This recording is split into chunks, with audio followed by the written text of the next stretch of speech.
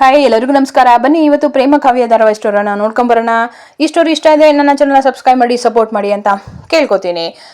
ಪೂರ್ವಿ ಅವ್ನ boy friend ಜೊತೆ ಪ್ರೇಮ ಕೈಯಲ್ಲಿ ಸಿಕ್ಬಿದ್ದಿರ್ತಾರೆ. ಸೊ ಅದನ್ನ ಕೇಳ್ತಾ ಇರ್ತಾಳೆ, ಆ ಹುಡುಗ ಸರಿ ಇಲ್ಲಮ್ಮ ಬೇಡ ಅಂತ ಹೇಳ್ತಿರ್ತಾರೆ.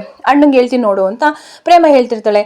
ತಪ್ಪಾಯ್ತು ಅದಕ್ಕೆ ದಯವಿಟ್ಟು ನನ್ನ ಕ್ಷಮಿಸ್ಬಿಡಿ ಅಂತ ಹೇಳಿ ಕಾಲ್ ಕಟ್ಕೊಂಡಿರ್ತಾಳೆ. ಸೊ ಅದನ್ನ ಅಪಾರ್ಥ ಮಾಡಿಕೊಂಡು ಮಹೇಶ್ವರಿ, ಏನೇ ನಿನ್ಗೆ ಎಷ್ಟು ಧೈರ್ಯ, ಮನೆ ಮಗಳನ್ನೇ ನೀನು ಕಾಲಿಗೆ ಬೀಳ್ಸ್ಕೊಳಕ್ ಹೊಟ್ಟಿದ್ಯಾ, ಏನು ಅನ್ಕೊಂಡ್ಬಿಟ್ಟಿದ್ಯಾ, ಇವ್ರ ಅಮ್ಮ ನೀನು ಸತ್ತಿಲ್ಲ ಕಣೆ ಬದುಕಿದ್ದೀನಿ ಅಂತ ಹೇಳಿ ಜೋರಾಗಿ ಹೊಡೆದೇ ಬಿಡ್ತಾಳೆ. ಅಮ್ಮ ಪ್ಲೀಸ್ ಹೊಡಿಬೇಡಿ ಅಂತ ಪೂರ್ವಿ ಹೇಳ್ತಿರ್ತಾರೆ. ಸುಮ್ಮನಿರೇ ಪೂರ್ವಿ, ಅಂದರೆ ವಾಸ್ ಹೊಡೆದೋಗಿರೋದಕ್ಕೆ ಕ್ಷಮೆ ಕೇಳ್ತಿದೆ ಅಂತ ಹೇಳ್ತಾರೆ. ಒಂದು ವಾಸ್ ಹೊಡೆದೋಗಿರೋದಕ್ಕೆ ಅವಳು ನಿನ್ನ ಹತ್ರ ಈ ಥರ ಕ್ಷಮೆ ಕೇಳ್ತಿದ್ದಾಳೆ, ಇವಳಿಗೆ ಎಷ್ಟು ದುರಂಕಾರ ಅಂತ ಹೇಳಿ ಏನು ಅನ್ಕೊಂಡ್ಬಿಟ್ಟಿದ್ಯಾ ನೀನು, ನಾನೇನು ರಾಕ್ಷಸಿ ಅಂತ ಅನ್ಕೊಂಡ್ಬಿಟ್ಟಿದ್ಯಾ ಅಂತ ಹೇಳಿ ಜೋರಾಗಿ ಮತ್ತೆ ಹೊಡಿಯೋಕೋಯ್ತೆ. ಅಮ್ಮ ದಯವಿಟ್ಟು ಹೊಡಿಬೇಡಿ ಅಮ್ಮ, ಅದಕ್ಕೆ ನೀವು ಇಲ್ಲಿಂದ ಹೋಗಿ ಅದಕ್ಕೆ ಅಂತ ಹೇಳ್ತಿರ್ತಾರೆ. ಆಗ ಕಿಟ್ಟಿ, ನೋಡಕ್ಕ ನೀನು ಹೊಡೆದ್ರು ಬೈದ್ರು ಹೆಂಗೆ ನಿಂತಿದ್ದಾಳೆ, ಒಂಚೂರು ಕಣ್ಣೀರಾಗ್ತಲ್ದೆ, ಎಷ್ಟು ದುರಂಕಾರ ಇವಳಿಗೆ ಅಂತ ಹೇಳ್ತಾರೆ. ಹೂಕೊಂಡು ದುರಂಕಾರ ಬರ್ದಲ್ಲ ಏನು ಮಾಡ್ತಾಳೆ, ನನ್ನ ಮಗನ ಮದುವೆ ಆಗಿದ್ದಾಳಲ್ಲ ಕೊಂಬಂದ್ಬಿಟ್ಟಿದೆ ಇವಳಿಗೆ ಅಂತ ಮಹೇಶ್ವರಿ ಬೈತಿರ್ತಾರೆ. ಹೋಗಿ ಮೊದಲು ಇಲ್ಲಿಂದ ನನ್ನ ಕಣ್ಣೆದ್ರು ಕಾಣಿಸ್ಕೊಬೇಡ, ಇನ್ಯಾವತ್ತು ನನ್ನ ಮಗಳು ರೂಮ್ ಕಡೆ ನೀನು ಬರೋಕೆ ಹೊಡ್ದು ಆಯಿತಾ. ಇವರಮ್ಮ ನಾನೇನು ಇಲ್ಲಿದ್ದೀನಿ, ಅವಳು ಕಷ್ಟ ಸುಖ ಬೇಕು ಬೇಡ ಏನಾದರೂ ನಾನು ನೋಡ್ಕೋತೀನಿ. ಈ ಮನೇಲಿ ವಾಸ್ ಅಲ್ಲ,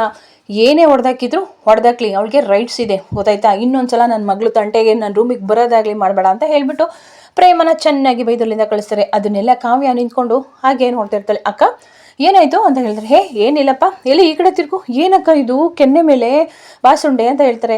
ಅವರಿಬ್ರು ಮಾತಾಡ್ತಿರೋದನ್ನ ಪೂರ್ವಿ ಹಾಗೆ ಬಂದು ಕೇಳಿಸ್ಕೊತಾ ಇರ್ತಾಳೆ. ಅದಕ್ಕೆ ಪ್ಲೀಸ್ ಅದಕ್ಕೆ ಹೇಳಬೇಡಿ ಅಂತ ಮನಸ್ಸಲ್ಲಿ ಅನ್ಕೋತಾ ಇರ್ತಾಳೆ. ಏನಾಯ್ತಕ್ಕ, ಯಾಕೆ ಈಗ ಡಲ್ ಆಗಿದ್ಯಾ, ಏನೂ ಇಲ್ಲ ಬಿಡು ಪೂರ್ವಿ ಅಂತ ಕಾವ್ಯಂಗೆ ಹೇಳ್ತಾ ಇರ್ತಾಳೆ.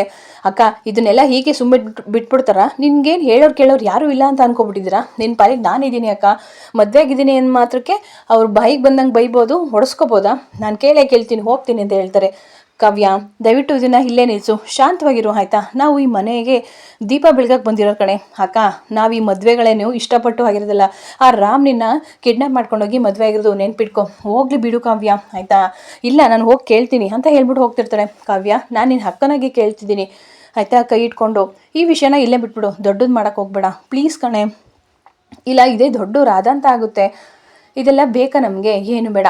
ಏನು ಅತ್ತೆ ತಾಯಿ ಸಮಾನ ಅಲ್ವಾ, ಏನು ಅವ್ರಿಗೂ ಹೊಡೆಯೋಕ್ಕೂ ಬೈಯೋಕ್ಕೂ ರೈಟ್ಸ್ ಇರುತ್ತೆ ಆಯಿತಾ. ಸುಮ್ಮನೆ ಇರು, ಸ್ವಲ್ಪ ಶಾಂತ ಆಗು, ನೀನು ಇಷ್ಟೊಂದು ದಿಗಿಲ್ ಬಿಡಬೇಡ ಕಣೆ ಕಾವ್ಯ, ಅರ್ಥ ಮಾಡ್ಕೊ, ಈ ವಿಷಯನ ಇಲ್ಲೇ ಬಿಟ್ಬಿಡು, ದಯವಿಟ್ಟು ಯಾರಿಗೂ ಏನು ಹೇಳೋಕೆ ಹೋಗ್ಬೇಡ ಕಣೆ, ಹೇಳಿದರೆ ಸುಮ್ಮನೆ ರಂಪಾಟ ಆಗುತ್ತೆ ಇಲ್ಲಿ ಸಲ್ಲದು, ಈಗಾಗಲೇ ಸಾಕಷ್ಟು ಸಮಸ್ಯೆಗಳಿದೆ ಅಂತ ಹೇಳಿಬಿಟ್ಟು ರಿಕ್ವೆಸ್ಟ್ ಮಾಡ್ಕೊಂಡು ಹೋಗ್ತಾಳೆ. ಹೋಗು ಅಕ್ಕ ಹೋಗು, ಆದರೆ ಇದನ್ನು ಯಾವ ರೀತಿ ಹ್ಯಾಂಡಲ್ ಮಾಡಬೇಕು ಅದೇ ರೀತಿ ಹ್ಯಾಂಡಲ್ ಮಾಡ್ತೀನಿ ಅಂತ ಹೇಳ್ತಾಳೆ ಪೂರ್ವಿ. ಅಮ್ಮ ಸದ್ಯ ಅಂತ ಹೇಳ್ಬಿಟ್ಟು ಅಲ್ಲಿಂದ ಹೊರಟೋಗ್ತಾಳೆ.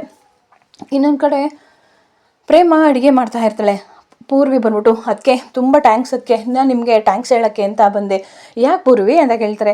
ಹೌದು ಅಮ್ಮನ ಹತ್ರ ಆಗಲಿ ಕಾವ್ಯ ಅದಕ್ಕೆ ಹತ್ರ ಆಗಿ ಈ ವಿಷಯ ಹೇಳಿಲ್ವಲ್ಲ, ಸೊ ಹಾಗಾಗಿ ನನಗೆ ಸ್ವಲ್ಪ ಸಮಾಧಾನ ಆಯಿತು, ದಯವಿಟ್ಟು ನನ್ನ ಕ್ಷಮಿಸ್ಬಿಡಿ, ಅದಕ್ಕೆ ತಪ್ಪು ಮಾಡಿದ್ದು ನಾನು, ಆದರೆ ಒದೆ ತಿಂದಿದ್ದು ನೀವು, ಅದಕ್ಕೆ ಪರವಾಗಿಲ್ಲ, ಈ ಒದೆ ನಿನಗೆ ಬಿದ್ದಿದ್ರೆ ನೀನು ಎಷ್ಟು ಬೇಜಾರು ಮಾಡ್ಕೋತಿದ್ದೆ. ನನ್ನ ಆದ್ನಿ ಬೇಜಾರು ಮಾಡ್ಕೋಬಾರ್ದು, ಯಾವತ್ತೂ ಕೂಡ ಅಳ್ಬಾರ್ದು, ಅವಳು ಖುಷಿಯಾಗಿರಬೇಕು ಅಷ್ಟೇ ಅಂತ ಹೇಳ್ತಿದ್ದೀನಿ. ಪರವಾಗಿಲ್ಲ ಅದಕ್ಕೆ, ಆದರೂ ನನ್ನಿಂದ ನೀವು ಒದೆ ತಿನ್ನಂಗಾಯ್ತಲ್ಲ ಅಂತ ಹೇಳ್ತಾರೆ. ಅಯ್ಯೋ ಪೂರ್ವಿ ಸುಮ್ಮನೆ ಇರು, ಅಳ್ಬೇಡ ಆಯಿತಾ, ಇವಾಗೆಲ್ಲ ಸಮಾಧಾನ ಆಯ್ತಾರ. ಆ ಹುಡುಗ ಸರಿ ಇಲ್ಲ ಪೂರ್ವಿ, ಅದಕ್ಕೋಸ್ಕರ ಹೇಳಿದೆ. ಅವನು ನನ್ನ ಕಣ್ಣೆದುರುಗಡೆ ಆ ಥರ ಮಾತಾಡಿದ್ದನ್ನು ನೋಡಿಕೊಂಡು ಸಹಿಸ್ಕೊಂಡೋಗಿ ಇರೋಕ್ಕಾಗಲಿಲ್ಲ. ಅವನು ತುಂಬ ಒಳ್ಳೆ ಹುಡುಗ ಆಗಿದ್ರೆ ನಾನೇ ನಿನಗೆ ಸಪೋರ್ಟ್ ಮಾಡ್ತಿದ್ದೆ, ಆದರೂ ನಿಜವಾಗ್ಲೂ ಅವನು ಒಳ್ಳೆ ಹುಡುಗ ಅಲ್ಲ ಪೂರ್ವಿ. ಆಯಿತು, ನಂಗೆ ಅರುಣ್ ಇಂಥ ಹುಡುಗ ಅಂತ ನನಗೆ ಗೊತ್ತಿರಲಿಲ್ಲ, ಅದಕ್ಕೆ ದಯವಿಟ್ಟು ನನ್ನ ಕ್ಷಮಿಸ್ಬಿಡಿ. ನಾನು ಅವನ ಮಾತಿಗೆ ಮರಳಾಗಿ ನಾನು ಅವನಿಗೆ ಬಲಿಪಶು ಆಗ್ಬಿಟ್ಟೆ, ಇನ್ನು ಯಾವತ್ತೂ ಈ ತಪ್ಪು ಮಾಡಲ್ಲ ಅಂತ ಹೇಳ್ಬಿಟ್ಟು, ಅದಕ್ಕೆ ನೀವು ನನ್ನ ಬೆಸ್ಟ್ ಫ್ರೆಂಡ್, ಅದಕ್ಕೆ ನೀನು ಯಾವಾಗಲೂ ಕೂಡ ನಾವು ಫ್ರೆಂಡ್ ಆಗಿರೋಣ ಅಂತ ಹೇಳ್ಬಿಟ್ಟು ಖುಷಿಯಾಗಿ ಫ್ರೆಂಡ್ ಮಾಡ್ತಾರೆ. ಇನ್ನೊಂದು ಕಡೆ ಕಲ್ಯಾಣಿ ತರಕಾರಿನ ಎಲ್ಲನೂ ಸೋಸ್ತಾ ಇರ್ತಾಳೆ. ಆಗ ಪ್ರೇಮ ಬರ್ತಾಳೆ. ಅಯ್ಯೋ ಅತ್ತೆ ಏನು ಮಾಡ್ತಿದ್ದೀರ ನೀವು, ಅಯ್ಯೋ ಸುಮ್ಮನಿರಮ್ಮ, ನನಗೂ ಬೇಜಾರಾಗ್ತಿದೆ, ಅದಕ್ಕೆ ಇದನ್ನು ಮಾಡ್ತಾಯಿದ್ದೀನಿ, ಬೇಡ ನೀವು ಈ ವಯಸ್ಸಲ್ಲಿ ಕೂತ್ಕೊಂಡು ನನಗೆ ಆರ್ಡರ್ ಮಾಡಿ ನಾವೆಲ್ಲನೂ ಕೂಡ ಮಾಡ್ತೀವಿ ಆಯಿತಾ ಅಂತ ಹೇಳ್ತಾರೆ. ಅದೇ ಟೈಮ್ಗೆ ಕಾವ್ಯ ಬರ್ತಾಳೆ. ಅತ್ತೆ ಅಂತ ಹೇಳ್ತಾರೆ. ಹೇಳಮ್ಮ ಕಾವ್ಯ, ನೀವು ಒಂದು ಪರ್ಮಿಷನ್ ಕೊಟ್ಟರೆ ನಾನು ಒಂದು ಹೇಳ್ತೀನಿ ಅತ್ತೆ. ಆಯಿತು ಹೇಳಮ್ಮ ಅಂತ ಹೇಳ್ತಾರೆ. ಅದು ಬ್ಯಾಂಗ್ಳೂರಲ್ಲಿ ಎಕ್ಸಿಬಿಷನ್ ನಡೀತಿದೆ ಬಾಹ್ಯಾಕಾಶದ್ದು, ಸೊ ಹಾಗಾಗಿ ನಾನು ಅಲ್ಲಿಗೆ ಹೋಗಿ ಬರಲ್ಲ ಅಂತ ಹೇಳ್ತಾರೆ. ನೀವು ಪರ್ಮಿಷನ್ ಕೊಟ್ಟರೆ ನಾನು ಹೋಗಿ ಬರ್ತೀನಿ ಅತ್ತೆ ಅಂತ ಹೇಳ್ತಾರೆ. ಏನೋ ಎಕ್ಸಿಬಿಷನಾ ಅಂತ ಪ್ರೇಮ ಕೇಳ್ತಾರೆ. ಅಯ್ಯೋ ಅಕ್ಕ ಅದು ಎಕ್ಸಿಬಿಷನ್ ಅಲ್ಲ ಎಕ್ಸಿಬಿಷನ್ ಅಂತ ಹೇಳ್ತಾರೆ, ಸೈಂಟಿಸ್ಟು ಅಂತ ಹೇಳ್ತಾರೆ. ಹೌದಮ್ಮ ಕಾವ್ಯ, ಅಷ್ಟೊಂದು ತಿಳ್ಕೊಳ್ಳೋದಿರ್ತಾ ಅದರಲ್ಲಿ ಅಂತ ಕಲ್ಯಾಣಿ ಕೇಳ್ತಾರೆ. ಹೌದು ಅತ್ತೆ, ಅದರಲ್ಲಿ ತುಂಬ ಓದೋದು ಕಲಿಯೋದು ಇದೆ. ಆಯ್ತಮ್ಮ ನೀನು ಹೋಗ್ಬಿಟ್ಪಾ ಅಂತ ಹೇಳ್ತಾರೆ. ಏನು ಒಬ್ಬಳೇ ಹೋಗ್ತಿದ್ಯಾ ಅಂತ ಹೇಳ್ತಾರೆ. ಹ್ಞೂ ಅತ್ತೆ, ಮಹಾದೇವನು ಕರ್ಕೊಂಡು ಹೋಗಮ್ಮ. ಮಹಾದೇವನ ಇಲ್ಲ ಅತ್ತೆ, ನಾನು ಒಬ್ಬಳೇ ಹೋಗ್ಬಿಟ್ಟು ಬರ್ತೀನಿ ಅಂತ ಖಂಡಿತವಾಗಿ ಹೇಳ್ತಾಳೆ. ಆಗ ನೀನು ಒಬ್ಬಳೇ ಹೋಗೋದು ಯಾಕೋ ಸರಿ ಇಲ್ಲಮ್ಮ ಅಷ್ಟು ದೂರ ಅಂತ ಹೇಳ್ತಾರೆ. ಪ್ರೇಮನು ಕೂಡ ಅದೇ ಹೇಳ್ತಾಳೆ, ಅಷ್ಟು ದೊಡ್ಡ ಊರು ಕೂಡ ಒಬ್ಬಳೇ ಹೋಗ್ತೀಯ ಅಕ್ಕ, ನನಗೆಲ್ಲ ಹೋಗಿ ಅಭ್ಯಾಸ ಇದೆ, ಆದರೂ ನೀನು ಮಹಾದೇವನ ಕರ್ಕೊಂಡು ಹೋಗ್ಬೇಕಪ್ಪ, ನೀನು ಒಬ್ಬಳೇ ಹೋಗೋದಂಗೆ ಸರಿ ಇಲ್ಲ. ನಾನು ಒಬ್ಬಳೇ ಹೋಗ್ತಿಲ್ಲ, ಅಪ್ಪನೂ ಬರ್ತಾ ಇದ್ದಾರೆ ಜೊತೆಗೆ, ಅಪ್ಪನ ಜೊತೆ ನಾನು ಹೋಗ್ತಿದ್ದೀನಿ ಅಂತ ಹೇಳ್ತಾರೆ. ಸರಿ ಆಯ್ತಮ್ಮ, ನಿನ್ನ ಫೋರ್ಸ್ ಮಾಡೋಕ್ಕಾಗಲ್ಲ ಅಂತ ಕಲ್ಯಾಣಿ ಬೇಜಾರು ಮಾಡ್ಕೊಂಡು ಹೇಳ್ತಾರೆ. ಆಯ್ತು ಅತ್ತೆ, ತುಂಬ ಥ್ಯಾಂಕ್ಸ್, ನಾನು ನಾಳೆ ಬೆಳಗ್ಗೆನೇ ಹೋಗಬೇಕು, ಬಟ್ ಎಲ್ಲ ಪ್ಯಾಕ್ ಮಾಡ್ಕೋತೀನಿ ಅಂತ ಹೇಳ್ತಾರೆ. ಆಗ ಕಲ್ಯಾಣಿ ಸ್ವಲ್ಪ ಬೇಜಾರು ಮಾಡಿಕೊಂಡು ಹಾಗೆ ಮುಖ ಸಪ್ಪು ಮಾಡ್ಕೋತಾಳೆ. ಅದನ್ನು ಪ್ರೇಮ ನೋಡಿ ಅತ್ತೆ ಮನ್ಸಿಗೆ ತುಂಬ ಬೇಜಾರಾಯಿತು, ನೋವು ಮಾಡ್ಬಿಟ್ಲು. ದಯವಿಟ್ಟು ಕ್ಷಮಿಸ್ಬಿಡಿ ಅತ್ತೆ. ಯಾಕಮ್ಮ ಕಾವ್ಯ, ನಮ್ಮ ಕಾವ್ಯ ಇರೋದೇ ಹಾಗೆ, ಅವಳು ಏನೇನೋ ಓದಬೇಕು ಅಂತ ಕನ್ಸ್ಕೊಂಡಿದ್ಲು, ಅಂಥದ್ರಲ್ಲಿ ಇರಲಿ ಬಿಡಮ್ಮ, ಬಲವಂತವಾಗಿ ಹೆಂಗಾದರೂ ಮದುವೆ ಮಾಡ್ಬೋದು, ಆದರೆ ಬಲವಂತವಾಗಿ ಸಂಸಾರ ಮಾಡೋಕ್ಕಾಗಲ್ಲ ಅಂತಲ್ಲ, ಅದು ಇವ್ರ ವಿಷಯದಲ್ಲಿ ನಿಜ ಆಗೋಯ್ತು. ಅಯ್ಯೋ ಅತ್ತೆ, ಯಾಕೆ ಹಿಂಗೆ ಅನ್ಕೋತಿದ್ದೀರಾ, ಮಹಾದೇವ ನಮ್ಮ ಕಾವ್ಯಂಗೆ ಒಳ್ಳೆ ಜೋಡಿ, ಮಹಾದೇವನಂತ ಗಂಡು ಸಿಗೋಕ್ಕೆ ನಾವು ಪುಣ್ಯ ಮಾಡಿದ್ದೀವಿ ಆಯಿತಾ. ಒಂದಲ್ಲ ಒಂದಿನ ಅರ್ಥ ಮಾಡ್ಕೋತಾಳೆ ಕಾವ್ಯ ಮಹಾದೇವನ ಆಯಿತಾ. ಆವಾಗ ಎಲ್ಲರೂ ಕೂಡ ಮೆಚ್ಕೋತಾರೆ. ಅದೇನೋ ಅಂತಾರಲ್ಲ, ಏನಮ್ಮ ಅದು, ಅದೇಮ್ಮ ಆದರ್ಶ ದಂಪತಿಗಳ, ಅದೇ ಹಂಗೆ ಅನ್ಕೋತಾರೆ, ನೀವೇನು ಬೇಜಾರು ಮಾಡ್ಕೊಬಿಡಿ. ಅಪ್ಪ ಸದ್ಯ ನೀವು ನಕ್ಕುದ್ರಲ್ಲ ಕಾವ್ಯ, ಯಾಕೆ ಕಾವ್ಯ ಹಿಂಗಾಡ್ತಿದ್ಯಾ ನೀನು ಅಂತ ಅನ್ಕೋತಾಳೆ. ಇನ್ನೊಂದು ಕಡೆ ಮಹಾದೇವ ಫೋನಲ್ಲಿ ಮಾತಾಡ್ತಿರ್ತಾರೆ ರೈಸ್ ಮಿಲ್ ಬಗ್ಗೆ. ಪ್ರೇಮ ಬಂದುಬಿಟ್ಟು, ಮಹಾದೇವ್ ಅವರೇ ನಾಳೆ ನೀವು ಯಾವ ಮಿಲ್ಗೂ ಕೂಡ ಹೋಗ್ತಾ ಇಲ್ಲ, ನೀವು ಬೆಂಗಳೂರಿಗೆ ಹೋಗ್ತಿದ್ರಿ. ಏನು ಬೆಂಗಳೂರಿಗಾ, ಯಾಕೆ ಪ್ರೇಮ ಅವರೇ? ಹೌದು, ನಾಳೆ ಕಾವ್ಯ ಏನೋ ಎಕ್ಸಿಬಿಷನ್ ಐತೆ ಅಂತ ಬೆಂಗಳೂರಿಗೆ ಹೋಗ್ತಿದ್ದಾಳೆ, ಹಾಗಾಗಿ ಅಲ್ಲಿಗೆ ಅಪ್ಪನ ಕರ್ಕೊಂಡು ಹೋಗ್ತಿಲ್ಲ, ಈಗ ನೀವು ಹೋಗಬೇಕು. ಅಯ್ಯೋ ನನಗಂತೂ ತುಂಬ ಖುಷಿ ಆಗ್ತಿದೆ. ಅಯ್ಯೋ ಆ ಕಾಡು ರಾಕ್ಷಸಿ ಅಲ್ಲ ನಿನ್ನ ತಂಗಿ ಬೇಡ ಅಂತ ಹೇಳ್ಕೊಳವ, ನನ್ನ ಪರವಾಗಿಲ್ಲ, ನಾನು ನಿಮ್ಮ ಜೊತೆ ಕಳಿಸ್ತೀನಿ ಆಯಿತಾ, ನೀವು ಅವಳ ಜೊತೆ ಹೋಗ್ಬಿಟ್ಟು ಬರಬೇಕು.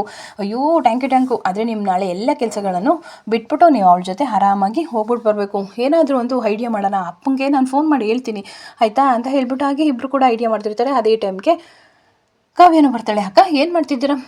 ಅದು ಹಾಗೆ ಮಾತಾಡ್ತಾ ಇದ್ದೋ, ನಾಳೆ ಕರೆಂಟ್ ಇರಲ್ವಂತಲ್ಲ ಮಿಲ್ಲಲ್ಲಿ, ಹಾಗಾಗಿ ಏನೋ ಮಾತಾಡ್ತಿದ್ದೋ. ಹೌದಾ ಕಾವ್ಯ, ಅದು ಹೇಳಿ ಅಂತ ಹೇಳ್ತಾರೆ. ಅದು ಕಾವ್ಯ, ನಾಳೆ ನನಗೆ ಮಿಲ್ಲಲ್ಲಿ ಏನೂ ಕೆಲಸ ಇಲ್ಲ, ಸೊ ಅದಕ್ಕೆ ನಾನೇನು ಮಾಡಲಿ ಅಂತ ಹೇಳ್ತಾರೆ.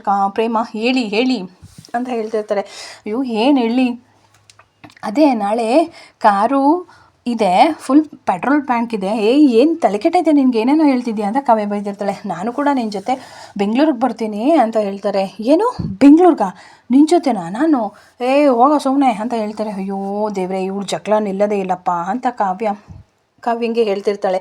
ಕಾವ್ಯ ಕರ್ಕೊಂಡು ಹೋದ್ರೇನೋ, ನಾಳೆ ಬರ್ತಾ ಇದ್ದಾರೆ ಇವರು ಕೂಡ ನಿನ್ನ ಜೊತೆ, ಇವ್ರನ್ನೇ ಕರ್ಕೊಂಡೋಗು, ನಾ ಅಪ್ಪಂಗೆ ಹೇಳ್ತೀನಿ. ಅಪ್ಪ ಏನು ಬರಲ್ಲ. ಏನು ನಾನು ಇವನ ಜೊತೆ ಹೋಗೋದು? ಅಯ್ಯೋ ಯಪ್ಪ, ನಾನಂತೂ ಹೋಗಲ್ಲಪ್ಪ, ದಾರಿ ಉದ್ದಕ್ಕೂ ಬರೀ ಜಗಳಾಡ್ಕೊಂಡೇ ಹೋಗ್ತಾನೆ, ನನಗಂತೂ ಹೋಗಲ್ಲಪ್ಪ ನಾನು ಅಂತ ಹೇಳ್ತಾರೆ. ಯಾಕೆ ಹಿಂಗಂತಿದ್ಯಾ, ಮಹಾದೇವರು ನಿನ್ನನ್ನು ಎಷ್ಟು ಪ್ರೀತಿಸ್ತಾರೆ, ರಾಣಿ ಥರ ಕರ್ಕೊಂಡೋಗಿ ರಾಣಿ ಥರ ಕರ್ಕೊಬರ್ತಾರೆ ಅಂತ ಪ್ರೇಮ ಕಾವ್ಯಂಗೆ ಹೇಳ್ತಾರೆ. ಅಯ್ಯೋ ಅಕ್ಕ ಸುಮ್ಮನಿರಕ್ಕ, ನಾನಂತೂ ಹೋಗಲ್ಲಪ್ಪ ಇವನ ಜೊತೆ ಅಂತ ಹೇಳ್ತಾರೆ. ಯಾಕೆ ಹಿಂಗಂತೀಯ, ಅವ್ರೇನೇ ಮಾಡಿದ್ದಾರೆ ನಿನ್ನ ಅಷ್ಟು ಪ್ರೀತಿಸ್ತಾರೆ?